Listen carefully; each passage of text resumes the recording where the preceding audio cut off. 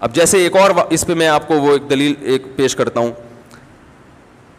جمہور فقہا کا مسلک یہ ہے کہ جو مرد یا عورت زنا کر لے تو اسے 100 کوڑے بھی لگائے جائیں گے اور جلا وطن بھی کیا جائے گا.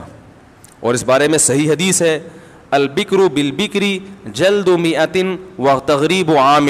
آپ صلی اللہ علیہ وسلم نے فرمایا جب کنوارا کنواری لڑکی سے زنا کرے گا تو 100 کوڑے لگیں گے اور ملک بدر کیا جائے گا اس کو. بالکل متفقن علیہ صحیح حدیث ہے. اس حدیث کی بیس پر امام شافعی اور امام احمد بن حنبل اس کے قائل ہوں, امام مالک کا اس وقت مجھے ذہن میں نہیں ہے, اس کے قائل ہیں کہ زانی کو 100 کوڑے بھی لگائے جائیں گے اور 1 سال کے لیے ملک سے باہر بھی, جلا وطن. امام ابو حنیفہ کا قول یہ ہے, تمام فقہائے حنفی اسی قول کے قائل ہیں کہ صرف 100 کوڑے لگائے جائیں گے. اب کوئی یوٹیوب پہ کلپ بنا کے ڈال سکتا ہے بخاری کی متفقن علیہ صحیح حدیث اور حنفیوں کا مذہب اس کے خلاف. دیکھو حدیث کو نہیں مانتے, یہ تو بخاری کا نام لیتے ہیں, مانتے نہیں ہیں. امام بخاری کی قبر پہ جا کے دعائیں مغفرت ہو رہی ہے, ویسے بخاری کو مانتے نہیں ہیں. بھائی بخاری کو امام بخاری بر صغیر میں پھیلانے والے ہمارے اکابر ہیں, بزرگان دین ہیں, ٹھیک ہے نا, ان کی محنتوں سے بخاری بر صغیر میں پھیلی ہے. تو یہاں بھی مسئلہ یہ ہے کہ قرآن مجید میں سورہ نور میں اللہ نے حکم دیا الزانیۃ والزانی. اب دیکھو میں آیت نمبر نہیں پیش کر رہا, لوگ کہتے ہیں آیت نمبر نہیں, میں پوری آیت پڑھ کے سنا رہا ہوں بھائی. الزانیۃ والزانی فاجلدوا کل واحد منہما 100 جلدہ, زنا کرنے والا مرد اور عورت دونوں کو 100 کوڑے لگاؤ. ہم یہ کہتے ہیں اللہ نے جو زانی کی سزا بیان کی ہے وہ کتنی ہے, 100 کوڑے. تو جتنی اللہ نے بیان کر دی اس میں اضافہ نہیں ہو سکتا, لہذا حدیث کو ترک نہیں کی, حدیث میں تعویل کی ہے کہ حدیث میں جو 100 کوڑے ہے وہ تو وہی ہے جو قرآن کا حکم. جو 1 سال کی جلا وطنی وہ سیاستن ہے کہ ہوتا یہ ہے کہ ان دونوں میں عشق معاشقہ ہو گیا تو ان کو 1 سال کے لیے الگ کر دیا جائے. یا جلا وطن کرنے سے فائدہ یہ ہوگا کہ جس علاقے میں انسان گناہ سیکھتا ہے بسا اوقات اس علاقے میں توبہ نہیں کرتا, یہ دوبارہ کرے گا یہ کام. تو اگر حاکم وقت سمجھتا ہے کہ اس کو اس علاقے سے جلا وطن کیا جانا بہتر ہے تو یقیناً کرے, اسی حدیث پر عمل کرے.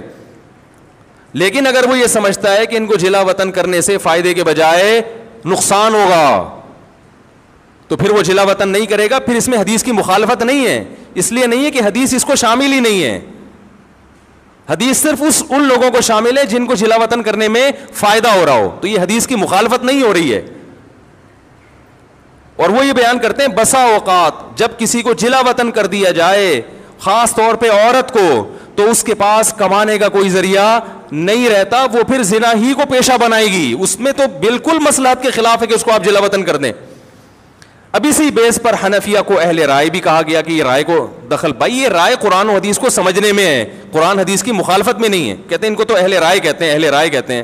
تو اہل رائے کا مطلب سینس استعمال کرتے ہیں قرآن و حدیث کو سمجھنے میں. میں سمجھا پا رہا ہوں اپنی بات؟ تو اتنا, ایک مثال دے کر پھر بس آگے چلتا ہوں. اتنا قرآن کے الفاظ کی رعایت کی ہے.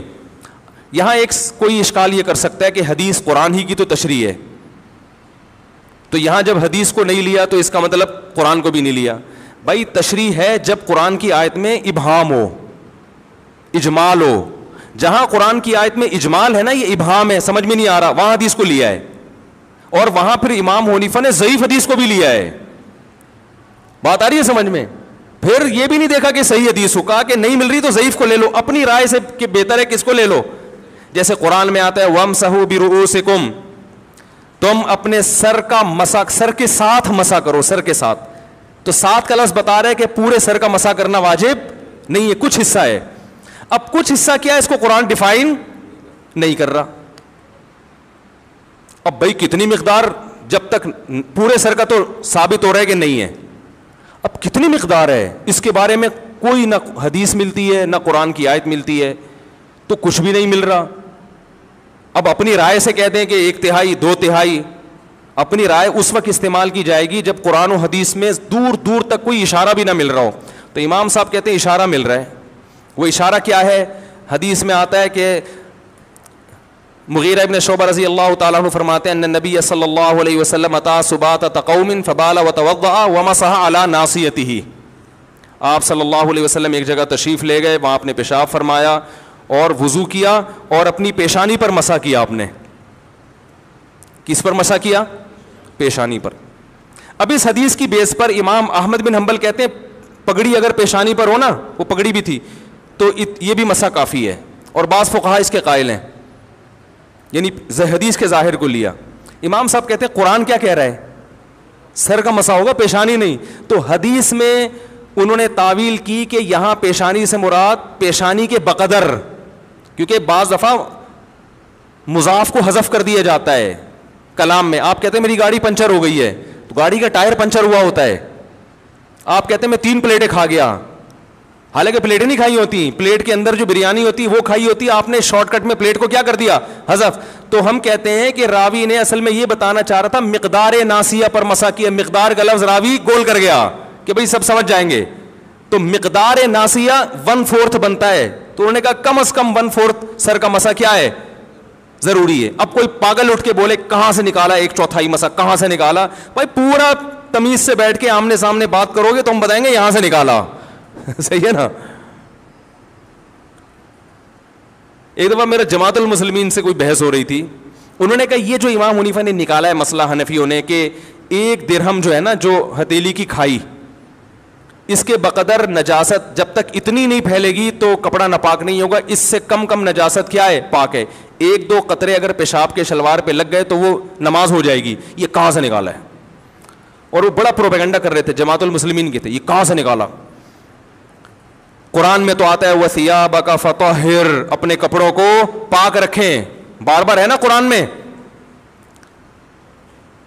الطہارۃ شطر الایمان, اور لا يقبل اللہ الصلاۃ بغیر طہور, حدیث میں تو آتا ہے طہارت کے بغیر نماز قبول ہی نہیں ہوتی. اور یہ کہاں سے نکال دیا 2 قطرے پاک ہیں, یعنی 2 قطرے لگے ہوئے ہوں, تھوڑی سی نجاست لگی ہوئی ہو تو نماز کیا ہو جائے گی؟ ہو جائے گی. وہ بڑا پروپیگنڈا کر رہے تھے, 8-10 سال پرانی بات ہے. ہر جگہ دیکھو قرآن کے خلاف ابو حنیفہ کا مسلک, حنفی لوگ امام ابو حنیفہ کی اندھی تقلید کرتے ہیں اور قرآن حدیث کو چھوڑ دیتے ہیں. قرآن میں تو کہیں نہیں ہے, تو وہ مجھے کہیں ہم چلے گئے, ان کی کوئی کمبختی تھی یا کیا تھا واللہ عالم. تو میں نے ان سے عرض کیا, میں نے کہا دیکھیں آپ قرآن میں جہاں یہ آتا ہے نا اپنے کپڑوں کو پاک رکھیں, قرآن میں یہ بھی آتا ہے ما جعل علیکم فی الدین من حرج, اللہ نے تمہارے دین میں ذرا بھی تنگی, ذرا بھی کا ترجمہ بھی جو گرامر جانتا ہے وہ کہے گا. من حرجن کا مطلب یہ نہیں کہ اللہ نے تنگی نہیں رکھی, من یہ بھی تاکید کے لیے اور تنوین بھی تقلیل کے لیے, من حرجن ذرا بھی تنگی نہیں رکھی ہے. میں نے کہا ایک حدیث. دوسری بات یہ کہ صحابہ کرام جب استنجا کیا کرتے تھے تو سب کے پاس پانی میسر نہیں تھا, ڈھیلوں سے استنجا ہوا کرتا تھا. جو لوگ پانی سے استنجا کرتے تھے قرآن نے ان کی تعریف کی ہے اس زمانے میں نا, کہ پانی سے استنجا کر رہے ہیں, قرآن نے تعریف کی, صفائی پسند لوگ ہیں. صحابہ میں اکثریت اس لیے کہ ایسے واش روم نہیں تھے, عرب میں تو پانی کا حصول بہت مشکل تھا. یہ بات تو حدیث سے ثابت ہے کہ نبی صلی اللہ علیہ وسلم نے فرمایا جو استنجا کرنا چاہتا ہے 3 ڈھیلوں سے استنجا کرے. صحیح ہے نا. تو میں نے کہا ڈھیلے سے جب استنجا کرے گا, جو حدیث سے صحیح حدیث سے ثابت ہے, جس کو آپ بھی مانتے ہو میں بھی مانتا ہوں کہ پانی سے استنجا ضروری نہیں ہے, تو ڈھیلے سے جب استنجا کرے گا تو نجاست اپنی جگہ سے مکمل صاف نہیں ہوتی. تھوڑے جب آپ نے پیشاب کیا, ڈھیلے سے استنجا کیا, تو کیا وہ جگہ سے مکمل پیشاب زائل ہو گیا ہے؟ مکمل پانی کے استعمال کیے بغیر زائل نہیں ہوتا. تو اب امام صاحب نے کہا کہ قرآن کہہ رہے کہ دین میں تنگی نہیں ہے, اور اتنا اپنے جسم کو پاک رکھنا کہ ایک سوئی کے ناکے کے برابر ٹپکا بھی نہ لگے, یہ پریکٹیکلی ممکن نہیں ہے. آ رہی ہے سمجھ میں؟ کہیں بھی جا رہے ہوتے ہیں چھینٹیں لگ جاتی ہیں کچھ نہ کچھ. جب آپ پیشاب کرتے ہیں, جو آج کل WC کا سسٹم ہے, کیا یہ کوئی یقین سے کہہ سکتا ہے کہ 1-2 چھینٹیں بھی نہیں لگی ہوں گی؟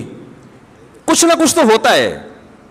تو میں نے کہا اب وہ کچھ مقدار تو بہرحال مستثنا کرنی پڑے گی جو خاطر میں نہیں ہے. تو اب وہ مقدار میں نے کہا اپنے قیاس سے کرتے, ادھر ادھر سے ایویں ہی کر لیتے, تو وہ پھر اعتراض کا حق تھا. میں نے کہا انہوں نے کہا کہ بھائی جب انسان قضاء حاجت کرتا ہے تو اتنی فقہا کا اس پر اجماع ہے پوری امت کا کہ اگر جو جگہ جہاں سے قضائے حاجت کی اس نے، اس سے زیادہ اگر نجاست پھیل جائے نا اس جگہ سے ہٹ کے تو پانی سے دھونا واجب ہے، اس سے کم میں واجب نہیں ہے. تو انہوں نے اندازہ لگایا اچھا اتنا حصہ قابل معافی ہے. اب وہ بجائے اس کے کہ اس گندی جگہ کا نام لے کے کتابوں میں لکھیں تو نام مہذب استعمال کیا، بھائی درہم کے بقدر، یہ ہتھیلی کی گہرائی کے بقدر. اور اس کو آج ہم اپنی زبان میں کہتے ہیں 5 روپے کے سکے کے برابر جو ہے نجاست لگی ہو تو وہ کیا ہے. اب کوئی 5 روپے کا سکہ تو بخاری میں کہیں نہیں ہے، تو یہ پاگل ہونے کی علامت ہے آپ کے. آپ مدرسے میں بیٹھ کے پراپر علم حاصل کرو تو آپ کو 5 کے سکے بھی نظر آئیں گے اور 10 کے نوٹ بھی نظر آئیں گے انشاءاللہ. آئیے سمجھے.